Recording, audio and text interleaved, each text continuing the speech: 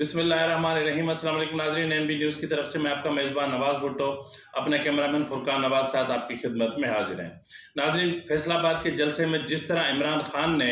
जहर उगला था और उसके रद्द-ए-अमल में जो ISPR की तरफ से जो चीज़ें कही गई थी, या इस वक्त जिस किस्म के जो है वो रद्द-ए-अमल का PTI को सामना है और PTI के अंदर सफ़ों में जिस तरह जो है वो बगावत पड़ गई है या टूट फूट का शिकार हो गई हैं, तो उसी के साथ ही कहते हैं कि रस्सी जल गई पर बल न गया। यानी PTI को आप कुछ भी कर लें, ISPR कितने भी वजाहतें दे दे, हुकूमत कुछ भी कर ले और कानून उनका कुछ नहीं कर सकता, अदालतें उनका कुछ नहीं कर सकती और कोई इदारा उनका कुछ नहीं कर सकता। हैरत की बात यह है कि गुज़िश्ता दिनों जैसे ही ISPR की तरफ से शदीद गुस्से का और रंज का इजहार किया गया था, तो उस गुस्से के जवाब में PTI ने एक ट्रेंड चलाया जो बहुत जो है वो उसको मतलब बड़े पैमाने पे उस ट्रेंड को चलाया गया। वो था भाड़ में जाए तुम्हारा गुस्सा, भाड़ में जाए तुम्हारा गुस्सा। और इस भाड़ में जाए तुम्हारा गुस्सा का जिस तरह इजहार किया गया, उस गुस्से और उनके जो मैसेजेस हैं उसके नीचे जो चीज़ दी गई है, उसके बाद वाज़े तौर पर यह महसूस किया जा सकता है कि फ़ौज की सफ़ों में कहीं ना कहीं किसी न किसी मकाम पर थोड़ी बहुत फूट ज़रूर पड़ चुकी है। नाज़रीन, जिस तरह भाड़ में जाए तुम्हारा गुस्सा से मुतालिक जिस तरीके का इजहार किया जा रहा है, या जो जनरल फैज़ की जिस तरह तस्वीर चलाई जा रही हैं, या जिस तरह फ़ौज पे तनकीद की जा रही है, ये इंतहाई काबिल अफसोस और काबिल तकलीफ़ अमल है। लेकिन इसके बावजूद इदारे खामोश, कानून खामोश और अदालतों ने अब भी जो है वो इमरान खान के लिए रिलीफ के दरवाजे खोल रखे हैं और इलेक्शन कमीशन ने भी जो है वो उनके लिए रिलीफ के दरवाजे खोल रखे हैं। FIA ने भी रिलीफ के दरवाजे खोल रखे हैं और हर तरफ से PTI को भरपूर रिलीफ फराहम किया जा रहा है।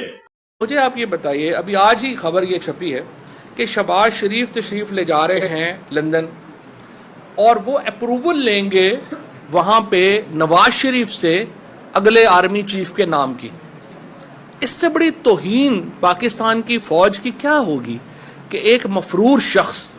जो पाकिस्तान की अदालतों से भागा हुआ है, जो पाकिस्तान के निज़ाम से भागा हुआ है, वो पाकिस्तान के अगले आर्मी चीफ के नाम की मंजूरी देगा?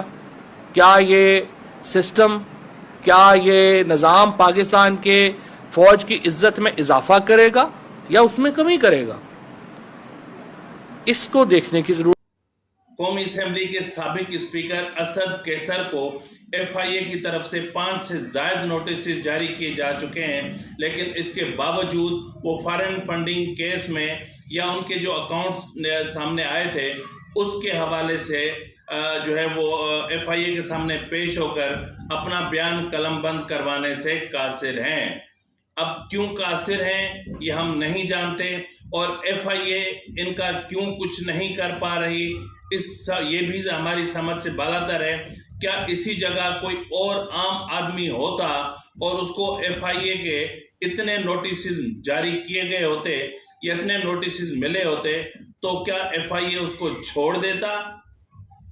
ऐसा कभी नहीं होता। बहरहाल FIA की मर्जी है तो FIA को हम क्या कह सकते हैं। नाजरीन, जैसा कि मैंने कहा कि इलेक्शन कमीशन की तरफ से भी रिलीफ के दरवाजे बंद नहीं किए गए, PTI के लिए रिलीफ के दरवाजे खुले हुए हैं, चाहे वो कोई भी केस हो, वो तोशाखाना केस हो, नाअहली केस हो, फॉरेन फंडिंग केस हो। लेकिन हैरत की बात यह है कि जिस तरह पहले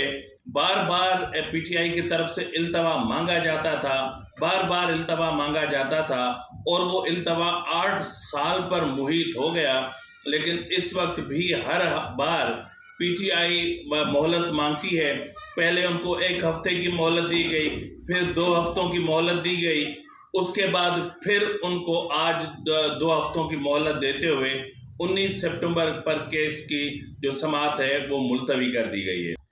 नाज़रीन, आज इस्लामाबाद हाई कोर्ट की तरफ से PTI रहनुमा और इमरान खान के जो इस वक्त अहम तर्जमान और PTI के तर्जमान जो मुतवातिर अदालतों की तौहीन करते आ रहे हैं, جو متواتر اداروں کو دھمکیاں تڑیاں دیتے آ رہے ہیں، جو یہ تک کہنے سے باز نہیں آتے کہ کسی کے باپ میں ہمت نہیں ہے عمران خان کو نااہل کر سکے، کسی کے باپ میں ہمت نہیں کہ عمران خان کو گرفتار کر سکے۔ اگر عمران خان گرفتار ہوتا ہے تو پھر کوئی اسلام آباد سے نکل کر دکھائے۔ اس کے باوجود اتنی یعنی عدالتوں کے ججز کو کہا گیا کہ جن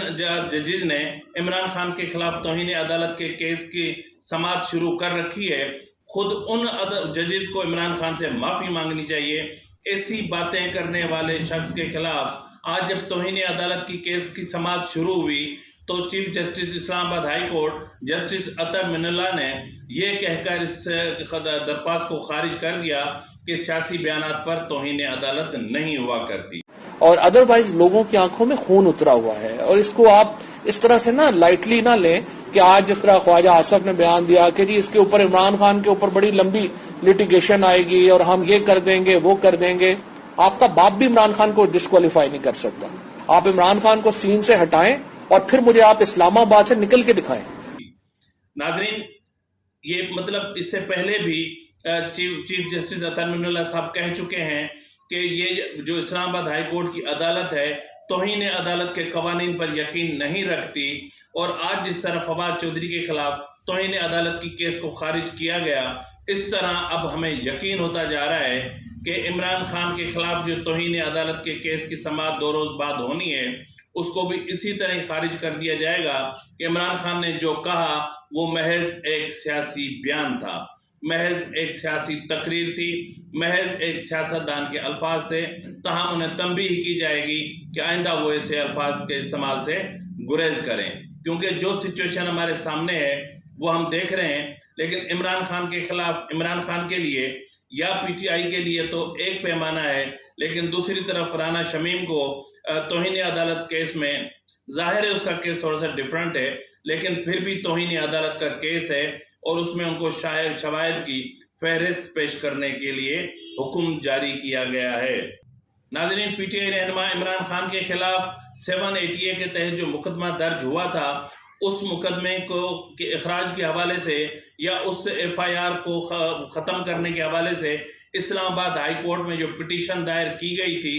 اس پٹیشن کو یعنی اس درخواست کو خارج کر دیا گیا ہے، اور جو اس کیس کے انویسٹیگیشن آفیسر ہیں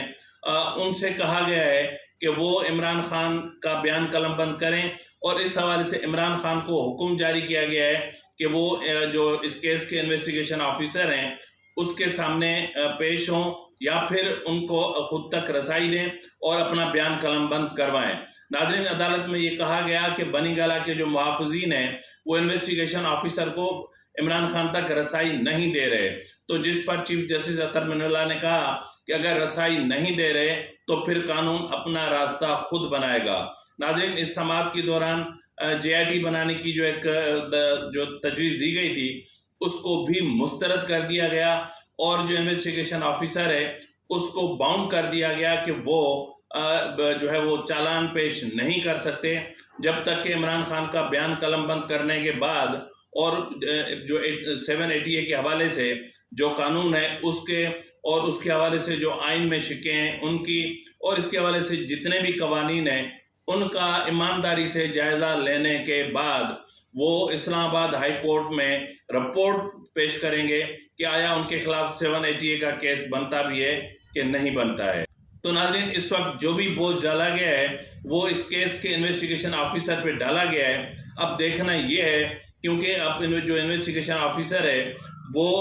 جو ہے وہ اب جو اس کیس کی آئندہ سماعت ہوگی انسداد دہشت گردی کی عدالت میں، اس میں چالان پیش نہیں کر سکیں گے، تو یقیناً عمران خان کو وہاں سے بھی انٹیریم بیل مل جائے گی۔ تاہم اس وقت تک تمام ادارے PTI اور عمران خان کے خلاف بے بس ہو چکے ہیں۔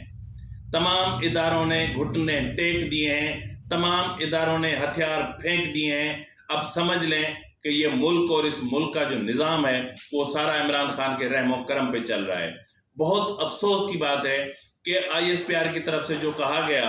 اس کے بعد یہ کہا جانا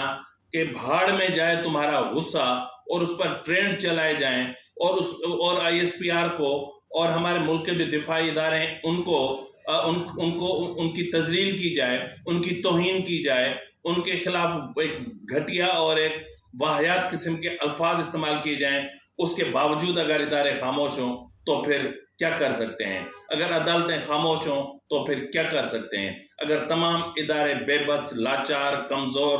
اور ناتواں ہوں تو کیا کر سکتے ہیں؟ اس ملک کا اگر قانون ناتواں ہو تو کیا کر سکتے ہیں؟ ایسے شخص کا نہ تو آئین کچھ بگاڑ سکتا ہے، نہ قانون کچھ بگاڑ سکتا ہے، کیونکہ وہ بہت بڑا مقبول لیڈر ہے۔ عدالت ایک چیف جسٹس نے اسی چور کو، یعنی انٹرنیشنل ٹھگ کو، صادق اور امین کا لقب دیا، اور ایک اور چیف جسٹس نے اس کو بڑے مقبول لیڈر کا لقب دے دیا۔ جب آپ کسی کو بہت بڑے مقبول لیڈر ہونے کا اعزاز یا لقب نوازتے ہیں یا عطا کرتے ہیں تو دوسرے دن آپ کو یہ نہیں کہنا چاہیے تھا کہ جو ہے وہ عمران خان نے جو فیصل آباد کے جلسے میں کہا وہ قابل افسوس ہے، اور کیا اس طرح ہوتا ہے، یہ ہوتا ہے، اس طرح نہیں کہنا چاہیے تھا، کیونکہ وہ آپ کے بقول وہ بہت بڑے لیڈر ہیں۔ جو بہت بڑے لیڈر ہیں تو اب اس لیڈر کو مطلب اب اس قوم پہ کیا گزرنی ہے، کیا ہونی ہے، یہ تو اللہ ہی بہتر جانتا ہے۔ کیونکہ آج میرا دل دکھ رہا ہے، کیونکہ ادارے بے بس، لاچار، کمزور اور ناتواں ہو چکے ہیں۔ اس کا کوئی قانون، کوئی آئین، کوئی ادارہ کچھ نہیں بگاڑ سکتا۔ وہ جس کو چاہے گالم گلوچ کرے، وہ جس کی چاہے تذلیل کرے، وہ جس کی چاہے توہین کرے، وہ چاہے تو شہداء کے لہو کی توہین کرے، وہ چاہے تو ہمارے وطن پہ ایٹم بم گرانے کی دھمکیاں دے، وہ چاہے تو ہمارے ملک کو 3 حصوں میں تقسیم کرنے کی دھمکیاں دیں، وہ چاہیں تو ہمارے ملک میں 37 صوبے بنانے کی باتیں کریں، وہ چاہیں تو ججز کو برا بھلا کہیں، وہ چاہیں تو لیڈی جج کو کھلم کھلا دھمکی دیں، وہ چاہیں تو آئی جی اور ڈی آئی جی کو دھمکی دیں، وہ چاہیں تو فوج کو میر جعفر، میر صادق، نیوٹرل، جانور اور غدار کہیں۔ اسی کے ساتھ ہی اپنے میزبان نواز بھٹو کو اجازت دیجیے۔ اللہ حافظ۔